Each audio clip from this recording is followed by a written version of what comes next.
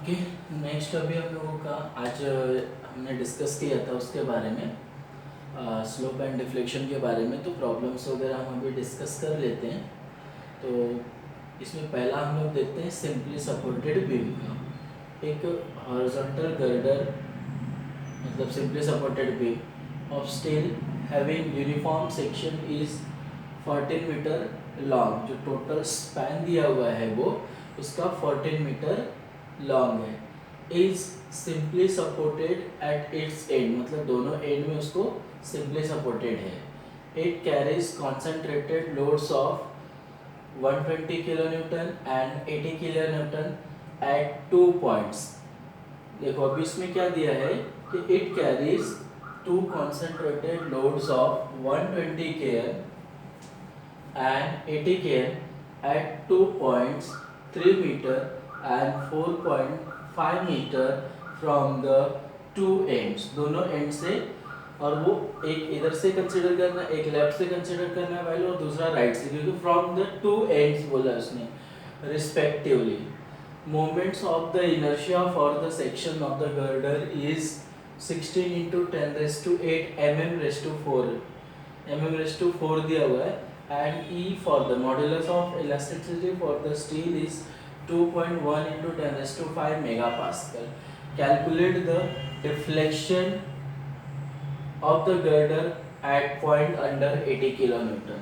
तो जो 80 kilonewton के ऊपर है तो उस पे तुम्हें उसका डिफ्लेक्शन मतलब y कैलकुलेट करना है।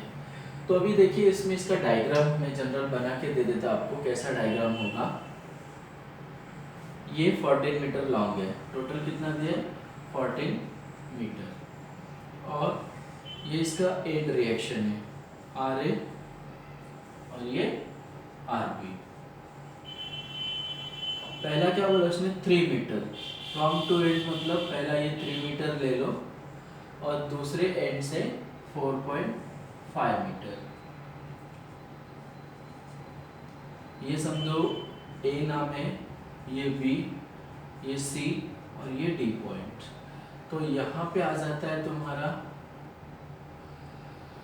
120 kN और दूसरा आ जाएगा तुम्हारा 80 kN। ये डिस्टेंस कितना रहेगा टोटल 7.5 है। ये टोटल ये कितना हो गया 3.5 प्लस 4.5 मतलब 7.5। 14 है तो मतलब कितना हो जाएगा 6.5। ये जो डिस्टेंस हो जाएगा आपका 6.5 मीटर। हमारा डायग्राम ऐसा होगा।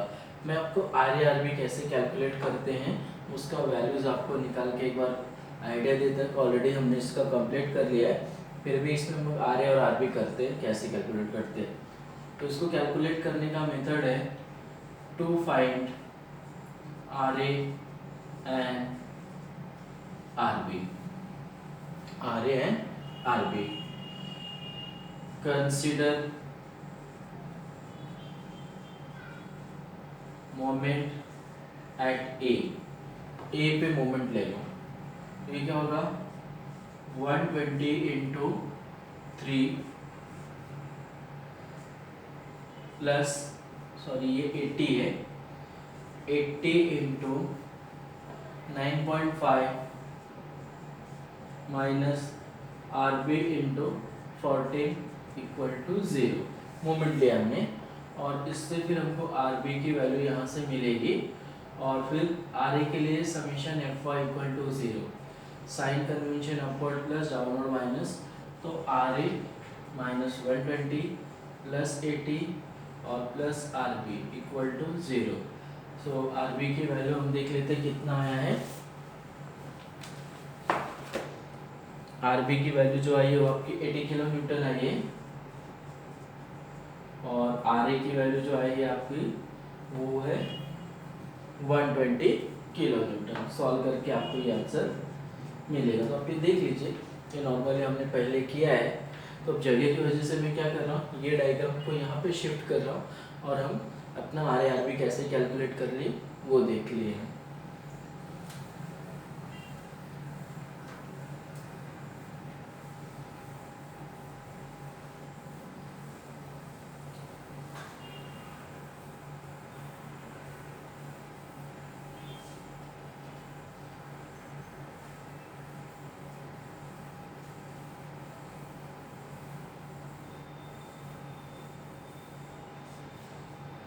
हमारा जो डायग्राम था वो कैसा था,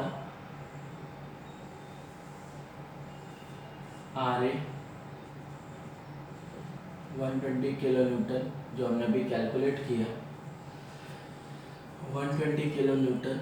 ये डिस्टेंस जो दिया है वो 3 मीटर, ये 80 किलो न्यूटन, ये 6.5 मीटर और ये 4.5 मीटर। ये आर बी हमारा, ये 80 किलो न्यूटन आया है। ए बी सी और ए डी।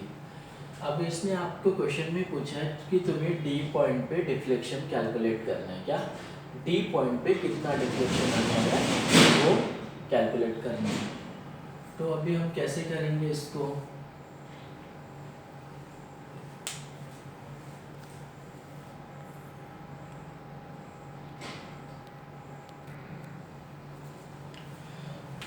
तो यहाँ पे आपने देख लिया है कि हमने आर आर भी कैलकुलेट कर लिया है।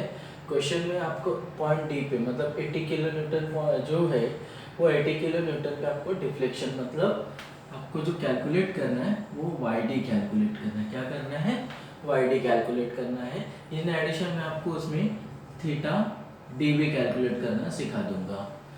अब सबसे पहले इसमें एक क्वेश्चन में आपको स्टार्टिंग में ही बता देता हूँ, यूनिट कन्वर्जन। यूनिट कन्वर्जन इसका बहुत इंपॉर्टेंट पार्ट है। अगर आप इसमें मिस्टेक कर दोगे तो आपका ये प्रॉब्लम पूरा किया हुआ प्रॉब्लम रॉन्ग हो जाएगा। यूनिट कन्वर्जन के वक्त आप एक चीज़ ध्यान देना कि अगर फोर्स तुम्हारा किलो न्यूटन में है फोर्स, तो डिस्टेंस को आप मीटर में रखिए। अगर आपका फोर्स न्यूटन में है तो डिस्टेंस को आप mm में रखिए। ये सबसे मेन और इम्पोर्टेंट पैरामीटर है कि अगर आपको ये ध्यान रहा तो आपका प्रॉब्लम 90% गलत होने का चांस नहीं है। उसका रीज़न ये है क्योंकि जितने भी प्रॉब्लम्स स्लोप एंड डिफ्लेक्शन के हैं सभी का मेथड एक ही है, मतलब किसी का मेथड अलग नहीं है। पहला स्टेप है डायग्राम बनाओ, डायग्राम के हिसाब से आर बी कैलकुलेट करो, फिर उसका ओरिजिन सेलेक्ट करो। ओरिजिन सेलेक्ट करने के बाद मैक्यूलस मेथड यूज़ करके उसका इक्वेशन लिखो, फिर बाउंड्री कंडीशन यूज़ करो। बाउंड्री कंडीशन से दो बाउंड्री कंडीशन है। पहली बाउंड्री कंडीशन से आपको C2 0 मिलेगा सिंपली सपोर्टेड के लिए, और C1 की वैल्यू आपको कैलकुलेट करनी पड़ेगी। फिर वो C1 और C2 मिलने के बाद वो दोनों जो आपके स्टैंडर्ड इक्वेशन है उसमें वो C1 C2 की वैल्यू करो, आपको फाइनली स्लोप एंड डिफ्लेक्शन का इक्वेशन मिल जाएगा। स्लोप एंड डिफ्लेक्शन का इक्वेशन मिल गया तो अगर समझो कि आपको समझो डी पॉइंट पे इस क्वेश्चन में डी पॉइंट पूछा है तो ओरिजिन अगर मैंने राइट साइड कंसिडर किया तो यहाँ से लेके यहाँ तक ये कितना है 9.5, तो आप एल एक्स की जगह 9.5 लेके वाई की वैल्यू कैलकुलेट कर दो। उसी वक्त आपको यहाँ पे जो आई और ई दिया हुआ है उसका यूनिट पे ध्यान देना होगा। अगर आपको एम्पियर दिया है तो उसको आपको किलो में रखना होगा, किलो में कन्वर्ट करके फिर उसको mm या मीटर में रखना होगा। यहाँ पे सारे डिस्टेंसेस मीटर में है, किलो में है, तो ज़्यादा चेंजेस की ज़रूरत नहीं, आई और ई आपको चेंज करना पड़ेगा। तो यहाँ पे यूनिट कन्वर्जन हो गया, प्रोसीजर हो गया।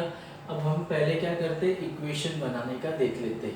इक्वेशन बनाने के लिए हमें क्या करना होगा, तो देखिए इसको कंसिडर करो ओरिजिन। यहाँ पे तुम्हारा राइट साइड हमने ओरिजिन कंसिडर किया, तो अकॉर्डिंग टू मैक्यूलिस मेथड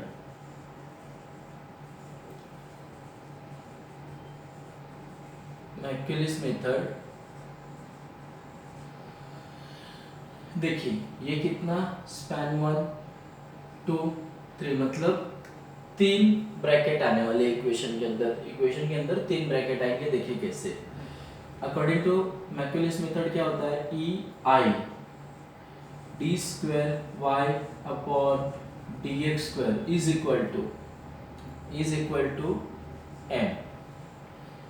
अब हमको क्या करना है, इसको ओरिजिन कंसिडर किया है मैंने, जैसे कि आपको इंट्रोडक्शन में बताया था कि यहाँ पे आप एक डॉटेड लाइन ले लो और ये डॉटेड लाइंस ओरिजिन से लेके डॉटेड लाइन तक का डिस्टेंस को x एज्यूम कर लो, वो आपको डिस्टेंस नहीं पता है।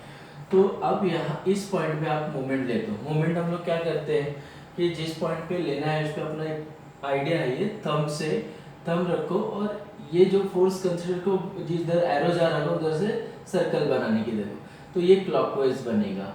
तो ये हमारा हो जाता है और ये वैल्यू कितना है 120 इंटू एक्स, ये हमारा AC के लिए हो गया। अब ये डॉटेड लाइन को आप रफ कर लो और इसको इस स्पैन में बना दो। अब ये पूरा ओरिजिन से लेके ये डॉटेड लाइन स्पैन 2 का x हो गया। तो ये डिस्टेंस क्या होगा, सॉरी यहाँ तक ही रहेगा, ये डिस्टेंस आपका क्या रहेगा, तो ये टोटल x है और इतना 3 है, तो x माइनस 3 क्या हो जाएगा, x minus 3। So minus 120 into x minus 3, ठीक है। माइनस क्यों आया, क्योंकि ये एंटी क्लॉकवाइज है। अगेन आप एक अप्लाई करिए रूल, ये रफ कर दीजिए, ये डॉटेड लाइन आप यहाँ पे अब बना लीजिए और ये लाइन को यहाँ तक एक्सटेंड कर। अब क्या हो गया, ओरिजिन से लेके यहाँ तक x हो गया। तो ये डिस्टेंस कितना रहेगा आपका, ये डिस्टेंस देखिए, ये x है और बचा हुआ यहाँ तक, तो ये क्या 3 प्लस 6.5 मतलब x माइनस 9.5। अब इन शॉर्ट में आपको एक बता दूं कि जब आप जहाँ तक x लेते हैं ना, जो स्पैन में x कंसिडर करते हैं, तो उसके आगे वाला डिस्टेंस, जैसे कि अभी यहाँ पे हमने x कंसिडर किया था तो 3 माइनस किया, अब यहाँ से x कंसिडर किया तो यहाँ तक माइनस किया, मतलब आपका ये हो जाएगा माइनस 80 इंटू एक्स माइनस 9.5, ये हो गया, ठीक है। अब ये हमारा क्या हो गया, ये एक जनरल इक्वेशन, ये हो जाएगा CD के लिए और ये हो गया DB के लिए। एक जनरल इक्वेशन जिसे हम लोग कहते हैं EI d² y upon dx², इसमें सबसे इम्पोर्टेंट पैरामीटर यही है।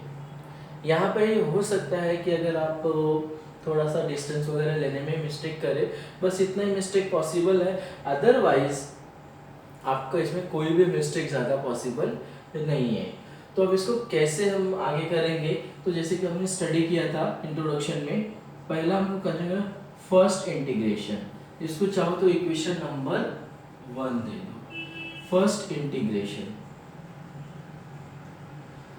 विथ रिस्पेक्ट टू x, तो क्या होगा EI dy बाई dx हो जाएगा इज इक्वल टू, ये क्या होगा 120 into x² upon 2 plus C1, क्योंकि x का इंटीग्रेशन है x² अपॉन 2, ये फॉर्मूले से किया, plus 120 into x minus 3 square divide by 2, यहाँ पे माइनस है sorry, minus 80 into x minus 9.5 square divide by 2। इसको सिंप्लीफाई कर देते हैं हम लोग तो और ज़्यादा इजी हो जाएगा। तो सिंप्लीफाई करके क्या आ जाएगा, EI dy by dx is equal to 120 by 2 60 x² plus C1 minus 60 divide किया x minus 3 square minus 40 x minus 9.5 square, ये हो गया, ये हो गया आपका स्लोप का इक्वेशन, इसका स्लोप इक्वेशन। लेकिन अभी फाइनल नहीं हुआ है क्योंकि अभी हमको इसमें जरूरत है C1 की वैल्यू की। जब ये C1 और C2 मिल जाएगा तो हमारा वो फाइनल होगा। अब इसको सेकेंड इंटीग्रेशन करते हैं।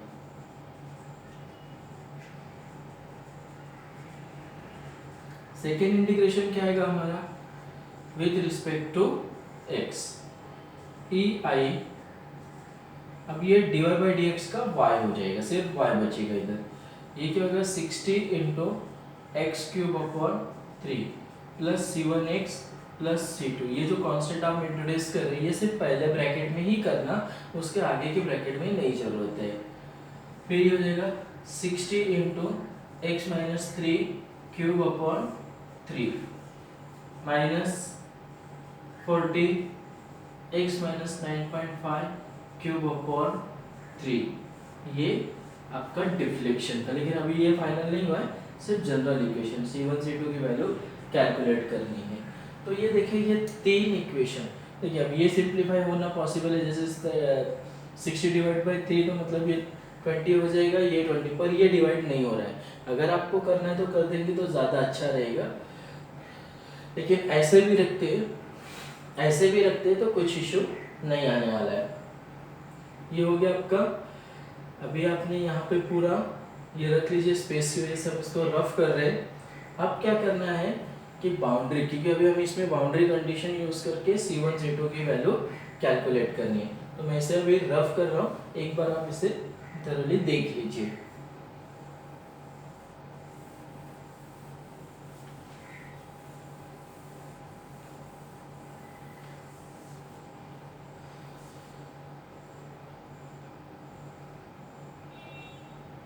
अभी हम क्या करेंगे, to find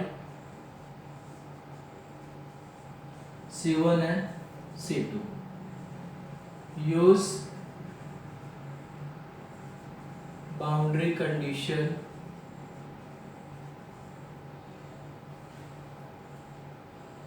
boundary condition 1।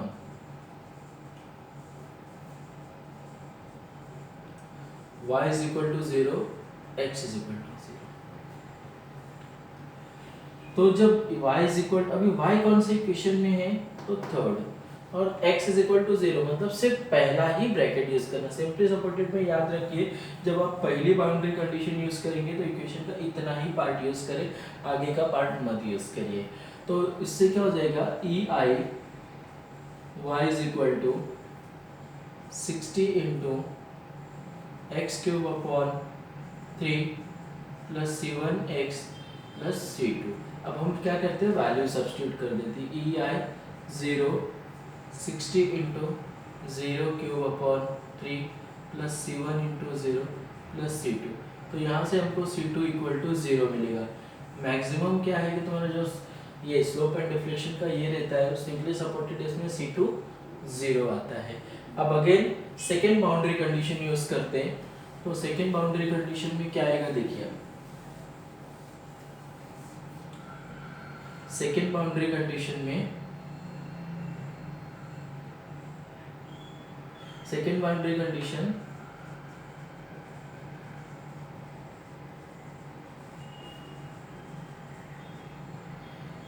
y is equal to 0, x is equal to 14। जब आप ये कंसिडर करते हैं तो अब इसका मतलब आपको ये कंप्लीट इक्वेशन कंसिडर करना होगा।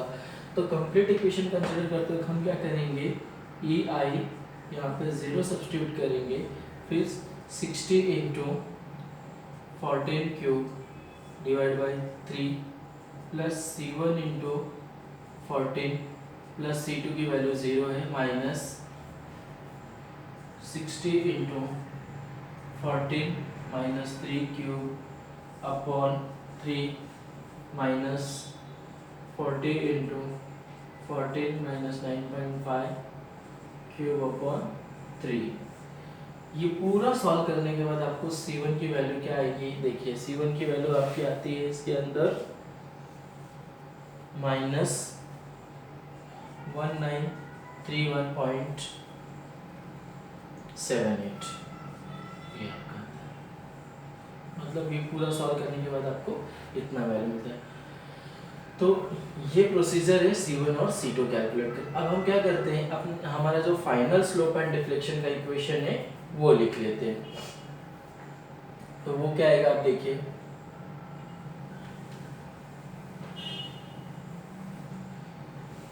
EI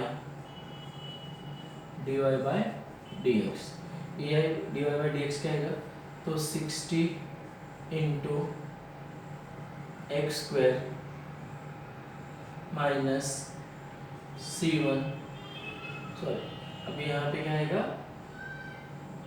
C1 की वैल्यू 1931.78, ये हो गया ऐसी, माइनस फिर 60 into x minus 3 square minus 40 into x minus 9.5 square.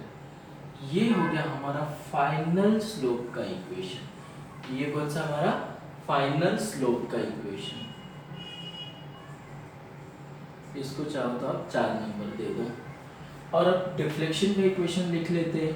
तो E I y 60 into x cube upon 3 minus 1931.78 x. C2 0 है इसलिए ज़रूरत नहीं लिखने के लिए।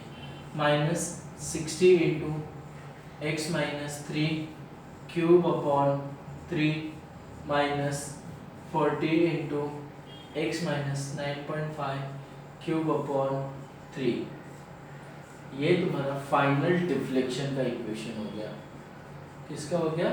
Deflection equation. ये आपका 5 नंबर। ये हमारा फाइनल इक्वेशन हो सकता है, जो उसमें यही फाइनल इक्वेशन जिसके लिए आपको बाद में आप कैलकुलेशन के लिए जरूरत पड़ने वाली है। तो ये मेन फाइनल इक्वेशन है जिसमें आपको ये रहेगा। तो मतलब आपने देखा कि कितना सिंपल है, खाली इसकी प्रोसीजर बहुत लेंदी है। अब इसमें क्वेश्चन आपसे क्या पूछा है? आपसे क्वेश्चन पूछा है find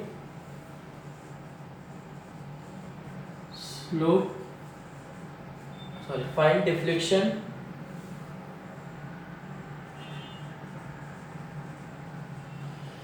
at point 80 kilometre. 80 kilometre D पे है, ठीक है। तो तुम्हें वाई डी कैलकुलेट करना। अच्छा, ओरिजिन से डी पॉइंट कितने डिस्टेंस पे है? तो अगर आप ओरिजिन से देखेंगे तो डी पॉइंट आपका जो है वो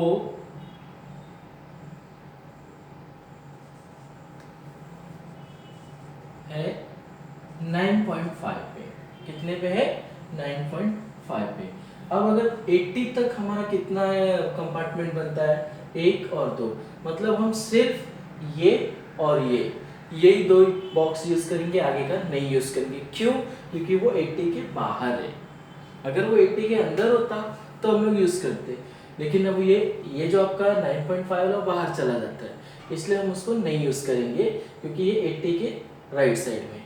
80 के लेफ्ट में जितने भी बॉक्स आएंगे वो सब हम यूज करेंगे। तो 80 के लेफ्ट में सिर्फ 2 ही बॉक्स आ रहे हैं, तो इसका मतलब हमारा इक्वेशन क्या बन जाएगा? ऐसा हो जाएगा 60 into x cube upon 3 minus 1931.78 x minus 60 into x minus 3 cube upon 3। सिर्फ इतना ही यूज करना है। इतना यूज करने के बाद आपको क्या है? x की जगह 9.5 पुट करो। E I y is equal to 60 into 9.5 cube upon 3 minus 1931.78 into 9.5 minus 60 into 9.5 minus 3 cube upon 3। ये पूरा सॉल्व करने के बाद आपको जो ई आई जो मिलेगा, आपको इसमें वैल्यू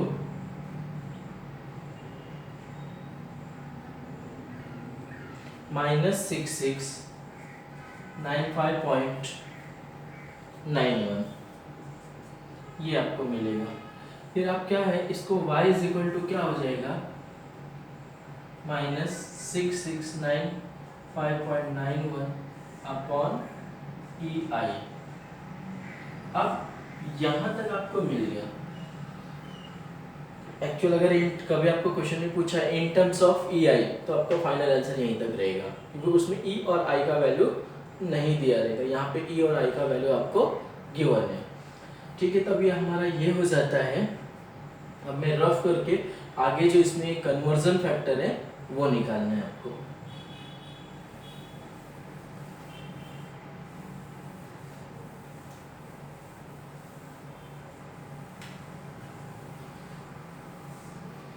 अब हमारा बचा है y D is equal to -669 5.91 EI। अभी E की वैल्यू कितना था हमारे पास 2.1 इंटू 10⁵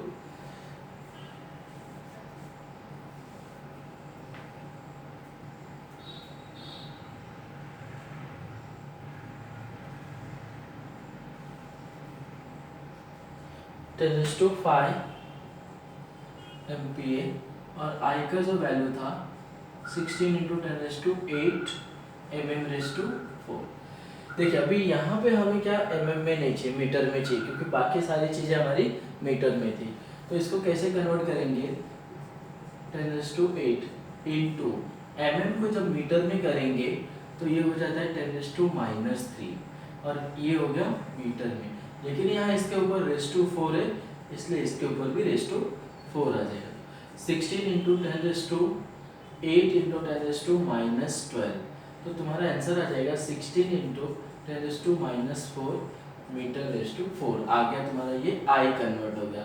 अब न बारी आती है E is equal to 2.1 into 10⁵ को हम लोग न्यूटन पर mm² लिख सकते हैं, क्योंकि वो इक्वल होता है 1 MPa is equal to 1 newton पर mm²। ये हमारा इस पोजीशन में इक्वल टू रहता है।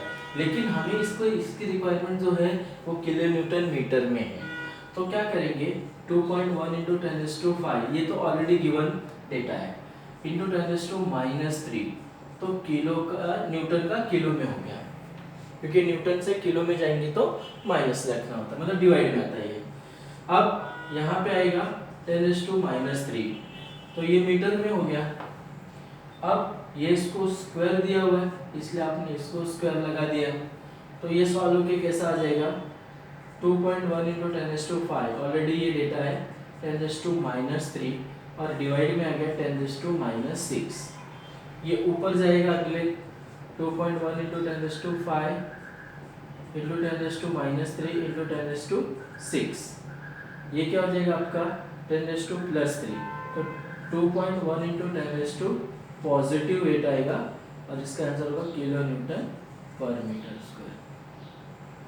ये कन्वर्जन फैक्टर मैंने आपको दिखाया, ये आप डायरेक्ट भी कर सकते हैं, अगर शो करते हैं तो बहुत अच्छा होगा, नहीं करते कहीं बाजू में भी करके ये आंसर आप कैलकुलेट करके दे सकते हैं। तो अभी हमें क्या करना है, ये YD की वैल्यू जो है, YD की वैल्यू चाहिए, तो -6695.91 divide by 2.1 into 10⁸ into 16 into 10⁻⁴, इसका जो आंसर आता है YD का, वो आंसर आपका आता है -0.019 metre.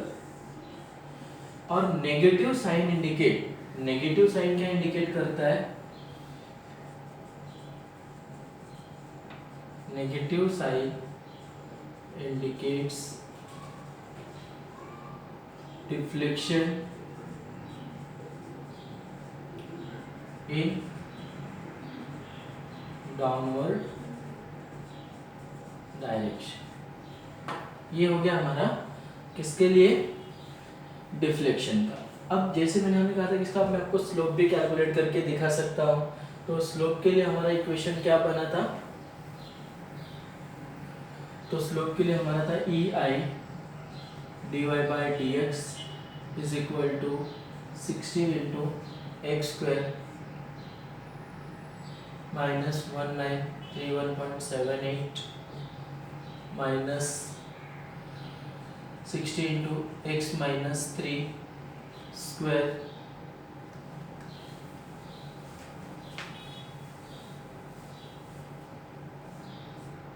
Minus 40 into x-9.5 square, ठीक है, 40 है ये। अभी अगेन इसमें भी हमको क्या लेना है, x is equal to 9.5 metre ही लेना, क्यों, क्योंकि डी पॉइंट और ओरिजिन से उतना, मतलब फिर से दो ही ब्रैकेट आएगा, तो EI dy/dx is equal to 60 into x² minus 1931.78 minus 60 into x minus 3 square, इतना ही लेना है क्योंकि ये 80 के पहले है, उसके बाद का नहीं पूछता। बी पॉइंट का पूछा होता तो डायरेक्ट वो कैलकुलेट करके हम बता सकते थे। अब इसमें हमारा क्या करना है, एक्स की वैल्यू वो क्या पुट करना है, 9.5 E I d y by d x, 60 into 9.5 square minus 1931.78 minus 60 into 9.5 minus 3 square, ये और इसको पूरा सॉल्व करने के बाद फिर आपको जो भी आंसर मिलेगा उसको EI से डिवाइड करना, EI की वैल्यू रहेगी, वही आपका डिवाइड बाई डी एक्स का आंसर रहेगा और इसका यूनिट होता है रेडियन। तो इस तरह से हम लोगों को इसे सॉल्व करना है। सॉल्व करने के बाद फिर आप करने लगे सभी सिंपली सपोर्टेड बीम का प्रोसीजर यही रहेगा। आपको सिर्फ क्या करना है इसमें कि प्रोसीजर फॉलो करना है, वैल्यू सब्ट्रैक्ट। इसमें डिफिकल्टी आती है कन्वर्जन में, तो कन्वर्जन की प्रैक्टिस आपको ज़्यादा करना है। तो ये रहेगा, नेक्स्ट लेक्चर में हम लोग यूडीएल के साथ इसको देखेंगे। उसके बाद फिर हम लोग देखेंगे कैंटिलीवर बीम, कैंटिलीवर में भी पॉइंट लोड है यूडीएल। ऐसे अभी करके हमको 4 सम और देखना है, देन उसके बाद ये टॉपिक हमारा फिनिश हो जाएगा।